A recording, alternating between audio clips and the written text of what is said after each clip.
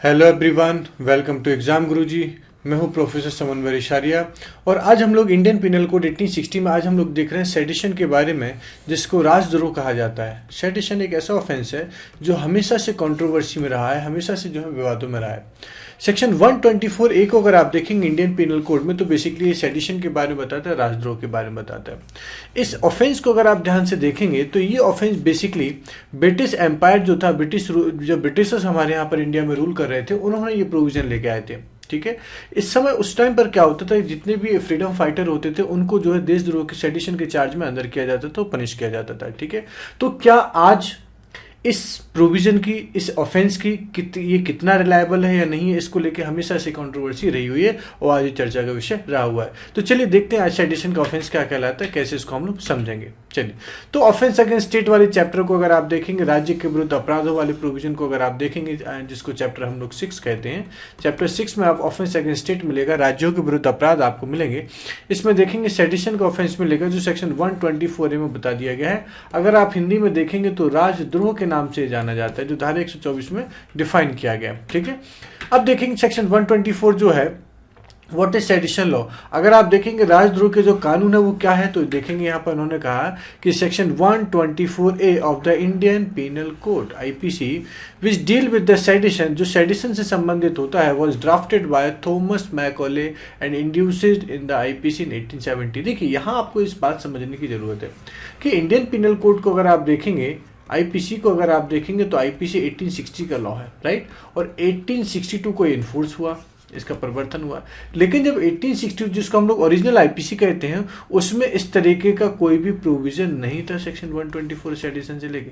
लेकिन 1870 में 1870 में क्या किया हमने, सेक्शन 124A को IPC में क्या किया हमने, इसको इंक्लूड किया, इसको शामिल किया। बात समझ में आई आपको, तो इस चीज का ध्यान रखना। ठीक है, तो ये जो ड्राफ्ट तैयार किया गया था, थॉमस मैकॉले जो थे उन्होंने क्या किया था, इसको या इस ड्राफ्ट को तैयार किया था। चलिए आगे देखेंगे, तो सेडिशन को देखेंगे तो सेक्शन 124 इस एडिशन को डिफाइन करता है। तो देखेंगे तो उन्होंने कहा है कि whoever by words, शब्दों द्वारा, इधर स्पोकन और रिटिन, चाहे वो बोलकर किए गए हों चाहे वो लिखकर किए गए हों, बाय साइन, ठीक है, और संकेतों द्वारा, या और बाय विजुअल रिप्रेजेंटेशन। ठीक है, विजुअल रिप्रेजेंटेशन में आप देखेंगे जैसे वीडियोस वगैरह होते हैं, किसी भी और तरीके से रिप्रेजेंटेशन अगर होता है ना, तो ये सारी चीजें आती हैं। और अदरवाइज, ठीक है, ब्रिंग्स और अटेम्प्ट, जरा ध्यान देना है, ब्रिंग्स और attempt to bring into hatred और कंटेम्प्ट और एक्साइटेड और अटेम्प्ट टू एक्साइट डिसअफेक्शन, जरा ध्यान देना। सेक्शन 124 का जो मेन कीवर्ड है, आपका बहुत ध्यान समझना, सेक्शन 124 का जो मेन कीवर्ड है वो क्या आता है, डिसअफेक्शन आता है। डिसअफेक्शन का मतलब होता है अप्रीति। डिसअफेक्शन का मतलब क्या होता है, अप्रीति। अप्रीति देखेंगे आगे हम लोग क्या होता है, toward the government established by law in India. अगर कोई भी पर्सन ऐसे शब्दों द्वारा, ठीक है, चाहे वो बोलकर किए गए हों चाहे वो लिखकर किए गए हों, ठीक है, या तो कोई लेक्चर हो सकता है या कोई आर्टिकल हो सकता है, कोई जो है इस तरीके का कोई पेपर हो सकता है, ठीक है, और विजुअल रिप्रेजेंटेशन के द्वारा भी हो सकता है कि कोई एक कैरिकेचर हो सकता है, कोई कार्टून हो सकता है, कोई और भी इस तरीके का रिप्रेजेंटेशन हो सकता है, विजुअल रिप्रेजेंटेशन।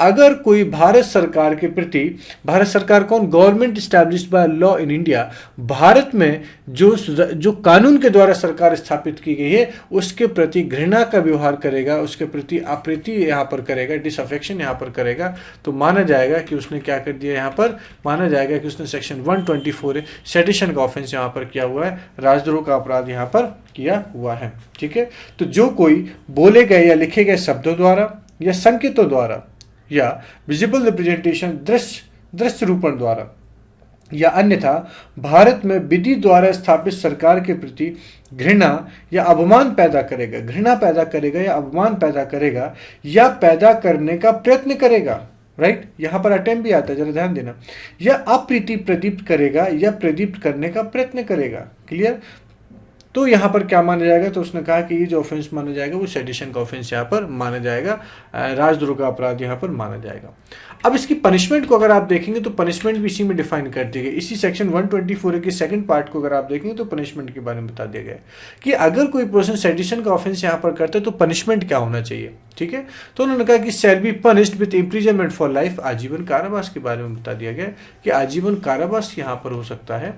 ठीक है, आजीवन कारावास हो सकता है, और ठीक है, to which fine may be added, जिसमें जुर्माना जोड़ा जा सकता है, और विथ इम्प्रिजनमेंट विच में एक्सटेंड टू 3 years, ठीक है, और ऐसा जुर्माना जो 3 वर्ष तक के कारावास के बारे में बताया गया है, 3 वर्ष तक के कारावास हो सकता है, उसमें जुर्माना भी जोड़ा जा सकता है, और विथ फाइन, या फिर फाइन से या जुर्माने से दंडित यहाँ पर किया जाएगा। तो पनिशमेंट के बारे में यहाँ पर बता दिया गया है, पनिशमेंट के बारे में बता दिया गया है, ठीक है, वो आजीवन कारावास से जिसमें जुर्माना जोड़ा जा सकेगा, या 3 वर्ष तक के कारावास से जिसमें जुर्माना जोड़ा जा सकेगा, या जुर्माने से दंडित किया जाएगा। तो ये तो बात होगी सेक्शन 124A, सेक्शन 124A किसकी, पनिशमेंट की, ठीक है, सेक्शन 124A किसकी बात होगी, पनिशमेंट की बात होगी, ठीक है, दंड के विषय में बात होगी। बात समझ में आई आपको, दंड के विषय में बात हो गई। तो ये तो हो गया सेक्शन 124 है। लेकिन इसके साथ साथ अगर आप देखेंगे तो सेक्शन 124 में 3 एक्सप्लेनेशन आपको बता दिए गए, 3 स्पष्टीकरण बता दिए गए कि अगर आपने जो है सेडिशन को अगर आपने एक्सप्लेन करना है या सेडिशन को अगर आपने डिसाइड करना है तो 3 एक्सप्लेनेशन आपको देखने पड़ेंगे। सबसे पहला अगर आप एक्सप्लेनेशन देखेंगे, यहाँ पर सबसे पहला स्पष्टीकरण अगर आप देखेंगे तो यहाँ पर मिलेगा द एक्सप्रेशन डिफेक्शन। देखिए डिसअफेक्शन के बारे में यहाँ पर बता दिया गया, डिसअफेक्शन के बारे में बता दिया गया जिसको हम लोग क्या कहते हैं, अप्रीति बोलते हैं, ठीक है, क्या बोलते हैं इसको, अप्रीति बोलते हैं। इसके बारे में बता दें कि इसमें किन किन चीज़ों को इंक्लूड किया जाता है। तो उन्होंने कहा कि disaffection includes disloyalty and all feelings of एनिमिटी।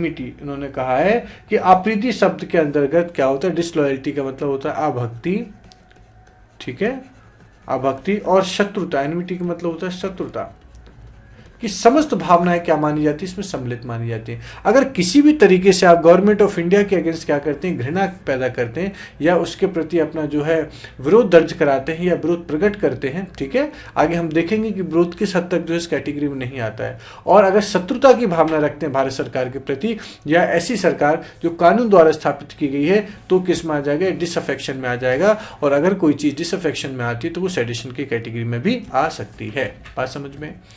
अब इसके बाद सेकंड एक्सप्लेनेशन को देखेंगे, सेकंड स्पष्टीकरण को देखेंगे तो सेकंड एक्सप्लेनेशन आपसे बहुत क्लियर कहता है। क्या कहता है कि किस स्थिति तक, आप जरा ध्यान देना कि किस स्थिति तक यहाँ पर होना है, कमेंट्स एक्सप्रेसिंग डिसएप्रोप्रिएशन, ठीक है।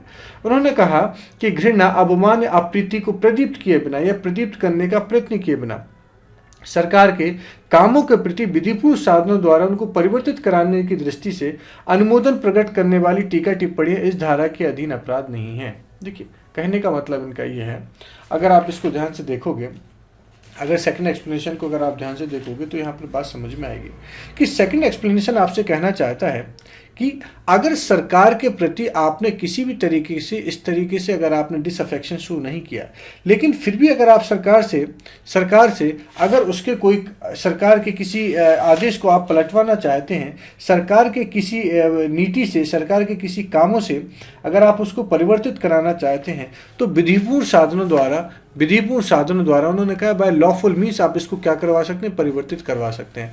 तो ये फिर डिसअफेक्शन की कैटेगरी में नहीं आएगा, सेक्शन 124 की कैटेगरी में नहीं आएगा। बात समझ में आपको। इस धारा में ये जो प्रोविजन है इसमें बहुत क्लियरली उन्होंने एक्सप्लेन कर दिया है कि सरकार के उपायों का जिनमें सुधार किए जाने के उद्देश्य से कठोर शब्दों से अनुमोदन व्यक्त करना अथवा वैध साधनों का प्रयोग करना इस धारा के अंतर्गत अपराध नहीं माना जाता है। अगर आप लॉफुल तरीके से प्रोटेस्ट करते हैं, सरकार की पॉलिसीज को चेंज कराने के लिए, सरकार के दिए गए ऑर्डर को या निर्देशों को चेंज कराने के लिए, तो वो सेडिशन की कैटेगरी में नहीं आता है। क्यों? क्योंकि वहाँ आप सरकार के प्रति कोई शत्रुता का भाव नहीं रखते हैं, वहाँ सरकार के प्रति कोई आप जो है विरोध का भाव नहीं रखते हैं। बात समझ में आई आपको। तो ये तो सेकंड एक्सप्लेनेशन की बात होगी। अब इसके साथ साथ अगर आप देखेंगे तो तीसरा एक्सप्लेनेशन आपको मिलेगा। तीसरा एक्सप्लेनेशन भी आपको कुछ इसी तरीके से बात बताता है कि जितने भी एडमिनिस्ट्रेटिव नेचर के एक्शन होते हैं, ठीक है, जितने भी प्रशासनिक नेचर के एडमिनिस्ट्रेटिव नेचर के क्या होते हैं, कार्य होते हैं, आदेश होते हैं, ठीक है, उनके बारे में यहाँ पर बता दिया गया है कि घृणा, अपमान या अप्रीति को प्रदीप्त किए बिना या प्रदीप्त करने का प्रयत्न किए बिना सरकार की प्रशासनिक या अन्य क्रिया के प्रति अनुमोदन प्रकट करने वाली टीका टिप्पणी इस धारा के अधीन अपराध घटित नहीं करती है।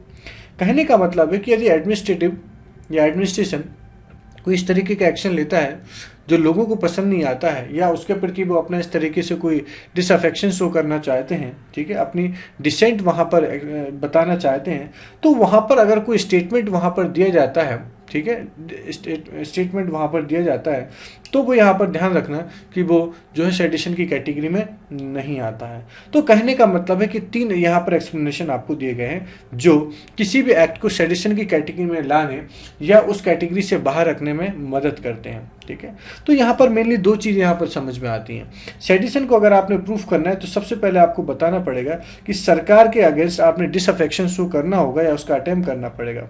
ठीक है, और ऐसा डिसअफेक्शन जो है या तो आप विजिबल रिप्रेजेंटेशन से आप कर सकते हो, साइन मतलब संकेतों के द्वारा कर सकते हो, या फिर वर्ड्स के द्वारा कर सकते हो, बोलकर या लिख कर आप कर सकते हो। बात समझ में आई आपको? तो ऐसे करके सेक्शन 124 आपका यहाँ पर कंप्लीट होता है। आई होप आपको समझ में आया हो। इसमें किसी भी प्रकार की कोई प्रॉब्लम होती है, कोई डाउट होता है, कोई क्वेरी होती है, तो आप उसको कमेंट बॉक्स में मेंशन कर सकते हैं। Thank you.